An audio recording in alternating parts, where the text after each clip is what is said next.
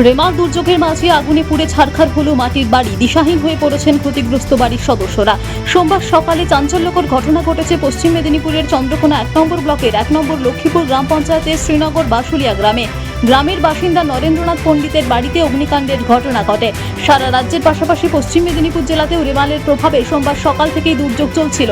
ওই বাড়ির উঠোনে চলছিল রান্নার কাজ। হঠাৎই বাড়িতে দাউ দাউ করে আগুন জ্বলতে দেখা যায়। চিৎকার চেঁচামেচিতে ছুটে আসেন প্রতিবেশীরা।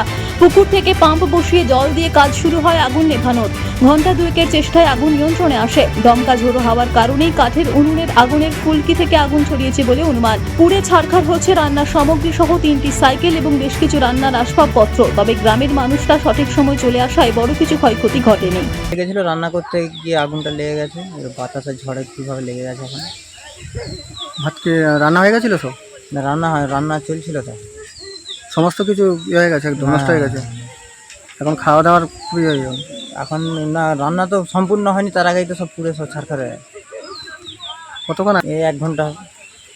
এই তো ভাঙাচুরা ঘর, যে ঝড় হলে পরে কখন কি ভেঙে যাবে কেউ বলতে পারে। আমি তো অসহায় পরিবার, তার মধ্যে এটা পুড়ে গেল।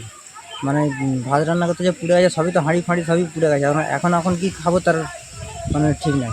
আবার সব তিরপল দিয়ে বাগানা হলে তারপর রান্না টান্না হলে তারপর খাওয়া পেয়েছে সব। মেশিন নিয়ে মেশিন নিয়ে এসে নিয়েছে, নাহলে হয়তো এই ঘরটাও পুড়ে গেছে। পশ্চিম মেদিনীপুর থেকে নিজস্ব প্রতিনিধির রিপোর্ট, টিভি নিউজ 10। সুলভের সঠিক চিকিৎসার একমাত্র প্রতিষ্ঠান বিবেকানন্দ হসপিটাল।